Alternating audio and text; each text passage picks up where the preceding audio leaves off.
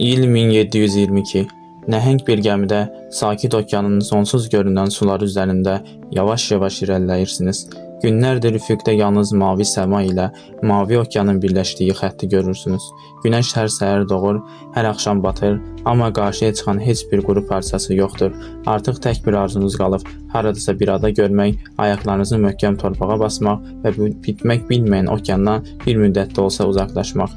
Ancaq uzun axtarışlar nəticəsiz qaldıqca ümidləriniz də yavaş-yavaş tükənir və elə həmin anda üfüqdə yaşıl bir kölgə görünür. Gəmi yaxınlaşdıqca sıx tropik meşələr, hündür palm ağacları, vulkanik dağlar və quşların nəğmə kimi səsləri ortaya çıxır. Sanki okeanın ortasında gizlənmiş bir cənnət kəşf etmisiniz. Olan bütün yorğunluğunuz yox olur. Günlərlə çəkdiyiniz əziyyət bir anda dəyər qazanır. Çünki qarşınızda duran yer adi bir ada deyil, bu əsrlər boyu öz mədəniyyətini, tarixini və gözəlliyini qorumağı bacarmış Samoa adalarıdır. Samoa adası, sakit okeanın sirli xəzinəsi. Hər kəsə salam, mən Amin Lətifov.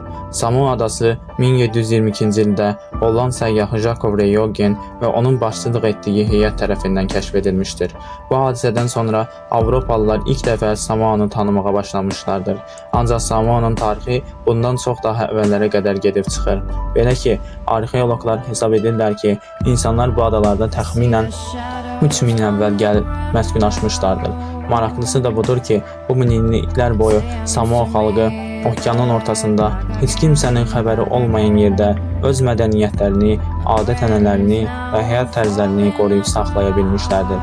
Lakin təəssüf ki, 19-cu əsrdə bir sıra Avropa dövlətlərinin, Almaniya, ABŞ və Böyük Britaniyanın strateji adalar üzərində nəzarət uğrunda rəqabət mübarizəsi başlamış və nəticədə 1899-cu ildə Samoa adasının iki hissəyə bölünməsinə gətirib çıxarmışdır.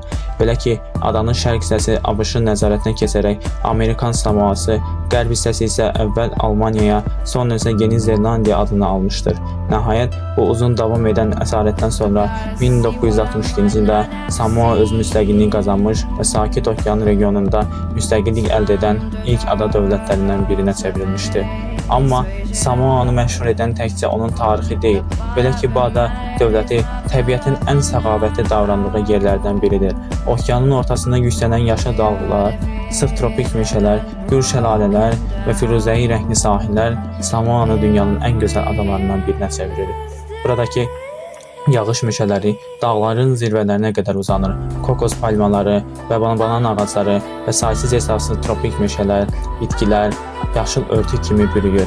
Hətta bəzi meşələr o qədər sıxdır ki, günəş şüaları belə yerə çətinliklə çatır.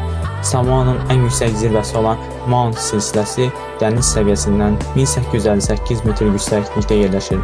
Zirvədən baxanda yaşıl meşələr, vulkanik vadilər və sonsuz sakit okean eyni mənzərədə birləşir. Samoa adası öz şəlalələri ilə də çox məşhurdur. Elə ki, burada yerləşən Papaitai Falls kimi şəlalələr yüzlərlə metr yüksəklikdən aşağı tökülərək möhtəşəm görüntü yaradır. Hətta yağış mövsümündə onların gürültüsü uzaq məsafələrdən eşidilir. Samoanın ən məşhur möcüzələrindən biri isə Tossua Okean Trench hesab olunur. Vulkanik proseslər nəticəsində yaranmış bu nəhəng təbii hovuzun firuzəyi suları dünyanın hər yerindən turistləri özünə cəlb etməyi bacarır. Samoanın sahillərində isə Atomano Beach kimi çimərliklər uzanır. Ağ qum, kokos ağacları və kristal təmiz suları buranı kartposlardan çıxmış mənzərəyə çevrilir. Samoa öz mərcan rifləri ilə də çox məşhurdur. Belə ki, şəffaf sularda rəngbərəng balıqlar, dəniz tısbağaları, delfinlər və hətta balinalar müşahidə edilə bilir. 1722-ci ildə üfüqdə görünən o yaşıl adalar dənizçilər üçün sadəcə quru torpaq deyildi. O ümid idi. Aradan 3 əsr keçsə də Samoa hələ də okeanın ortasında eyni gözəlliklə dayanır.